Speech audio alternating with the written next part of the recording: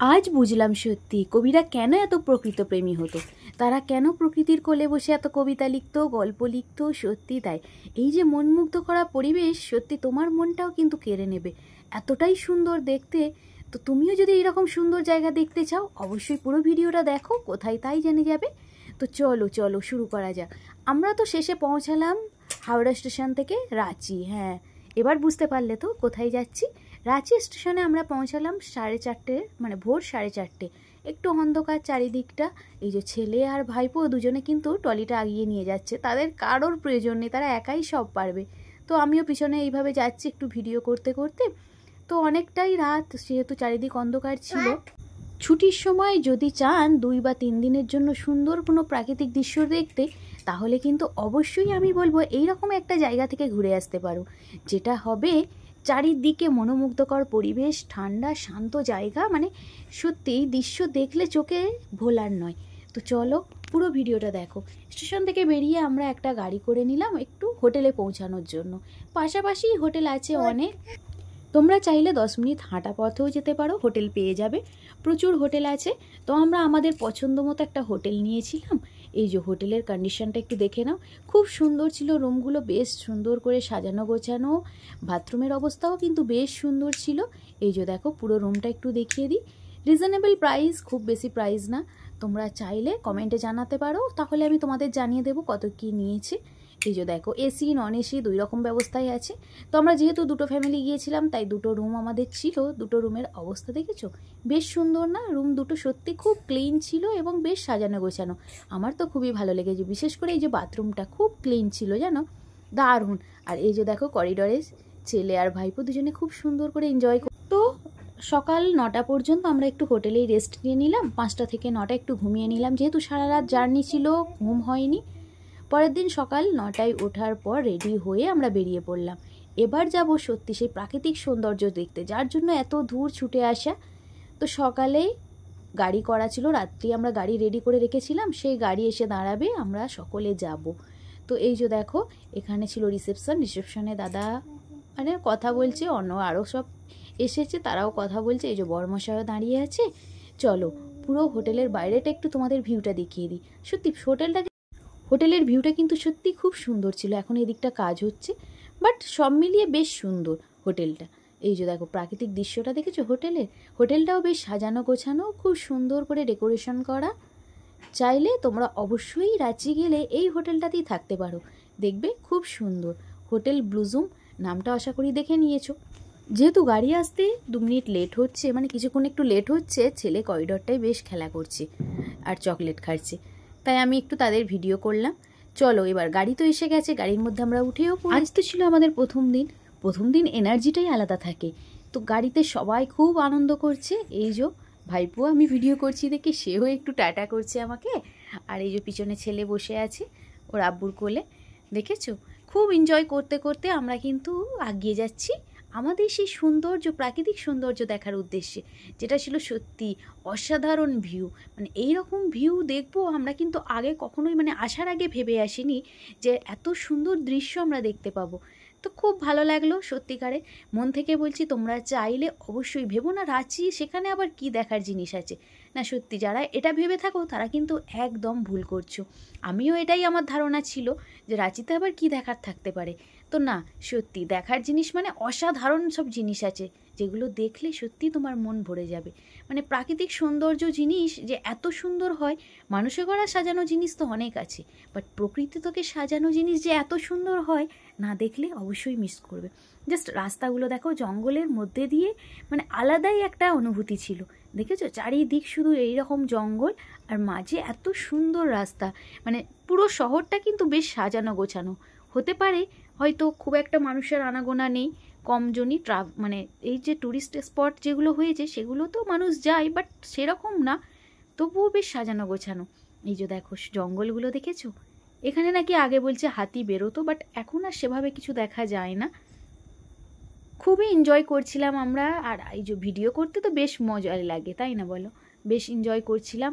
আর ওই যে বললাম প্রথমেই, কবিরা এই জন্যেই এইরকম জায়গাগুলোকে বসে পছন্দ করতো বেশি, বসে কবিতা লেখার জন্য অথবা গল্প লেখার জন্য। মানে এত শান্ত পরিবেশ, না গেলে তোমরা সত্যি জানতে পারবে না। তো আস্তে আস্তে আমরা কিন্তু চলে এসেছি জলপ্রপাতের কাছাকাছি। তো আমরা কোন জলপ্রপাত যাচ্ছি সেটাই তোমাদের বলা হয়নি।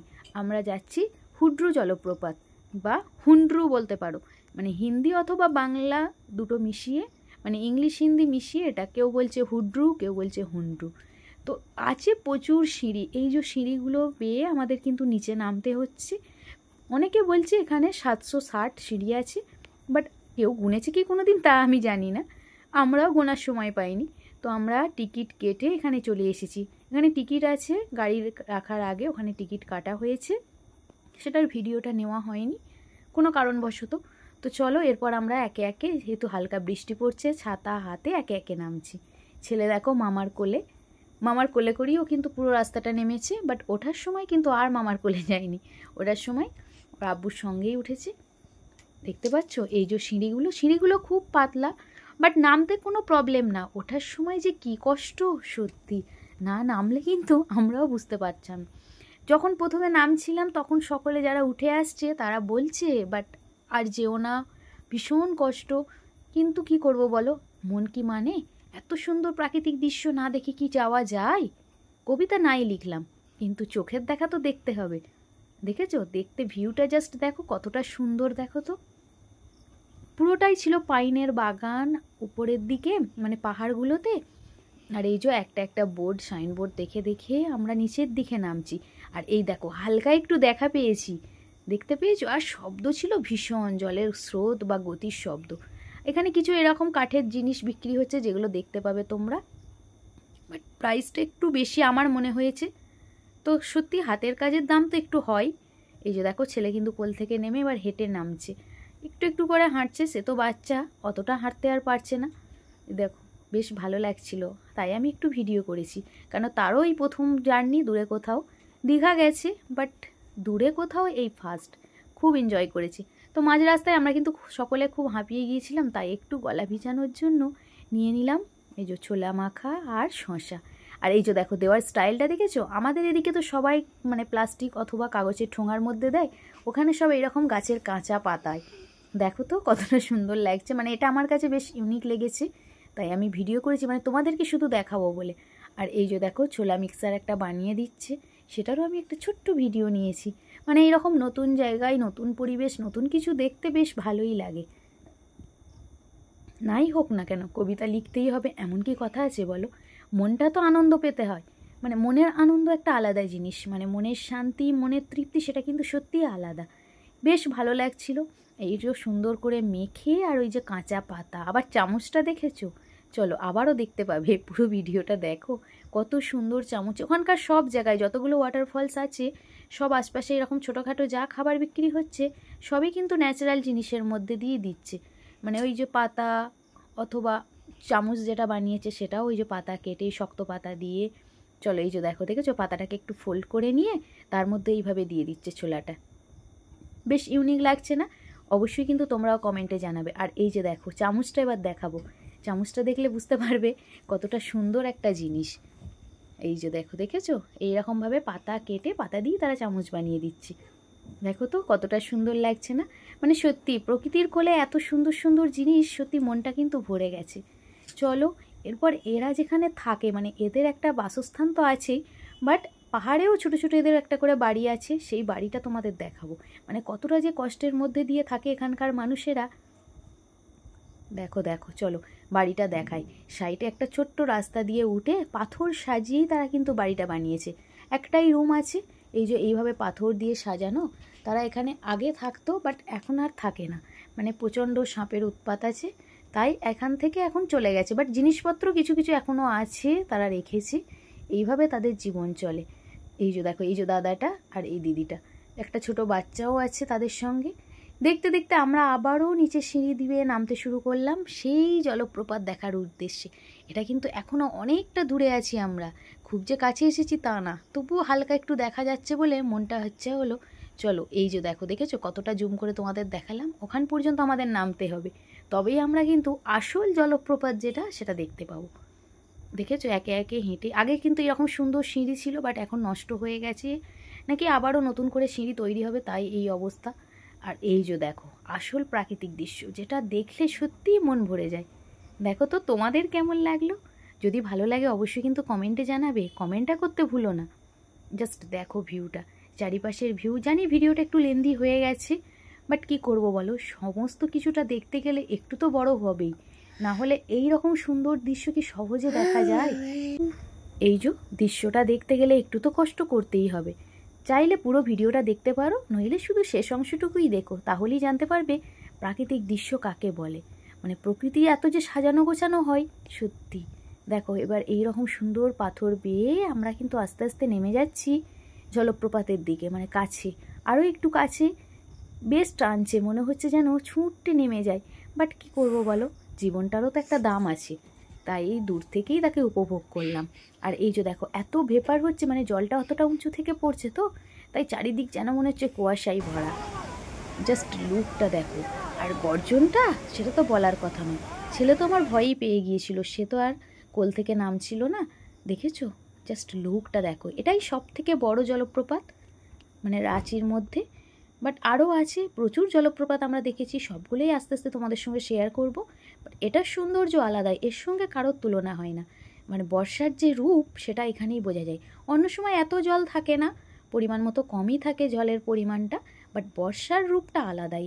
আমরা যেহেতু বর্ষায় গিয়েছিলাম, তাই এর প্রাকৃতিক মানে ভয়ঙ্কর রূপ আমরা দেখেছি। দেখেছো এদিকে বরমশাই, ভাইপো, মানে দাদা সবাই কিন্তু সেলফি তোলার জন্য নিচে নেমে গেছে। মানে এই যে দেখো সেলফি তুলতে তারা খুব ব্যস্ত, ভয় করছিল, বাট তারা শুনছে না, কি আর করা যাবে, তারা নামছে যখন চলো নেমেই যাও। আমরা আর নামতে পারলাম না, বেশ ভয় করছিল, এত স্লিপ ছিল পাথরগুলো, কিন্তু তারা রিস্ক নিয়ে নামলো। ভাইপোটার জন্য বেশি ভয় করছিল, কিন্তু দাদা বললো না না কিছু হবে না, চলো আমি আছি। আর এই যে দেখো এখানে কিন্তু মানে বারণই করা আছে, লাল রঙের কাপড় টাঙানো আছে নামার জন্য, কিন্তু ওরা শুনছে না, ওরা সেই সেলফি তুলবে, ওখানে যাবেই, কিছু করার নেই। তো বড়মশাই কিছুটা ছবি তুলে নিয়ে সেলফি তোলার পর উপরে উঠে এসেছে, উঠে এসে এই যে ছেলেকে দেখাচ্ছে, সে কিন্তু আর কোল থেকে নামছে না, কোলেই আছে, কোল থেকে এত সুন্দর দৃশ্য সেও উপভোগ করছে। চলো তবুও তো সে দেখলো এত সুন্দর একটা প্রাকৃতিক সৌন্দর্য, সে কিন্তু এখনও বলে যে সত্যি কত মাম দেখেছি।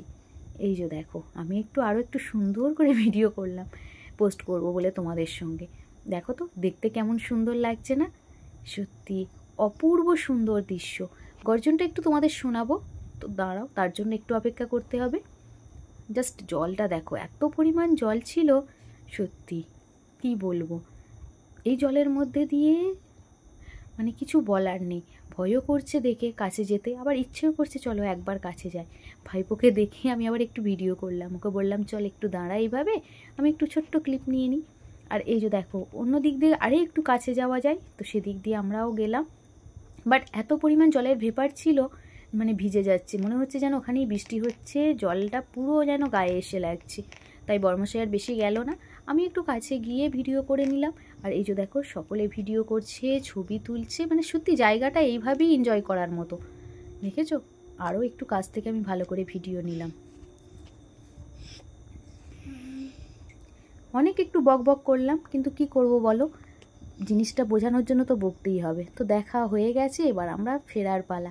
তো উপরে উঠতে গেলে বেশি কষ্ট জানো তো, পাহাড়ে নামার সময় অত কষ্ট হয় না, কিন্তু উঠতে ভীষণ কষ্ট। তারপরে এই যে ছেলে, সে আর ছাড়ছে না, সেও তো বাচ্চা বলো, উঠতে কি পারে, তাই সে এইভাবে পিঠে করে ওপরে উঠলো। দেন আমরা গাড়ি করে নেক্সট ওয়াটারফলস দেখবো বলে বেরিয়ে পড়লাম জঙ্গলের মধ্যে দিয়ে। তো পুরো ভিডিওটা তোমাদের কেমন লাগলো অবশ্যই কিন্তু কমেন্টে জানাবে। Tata bye.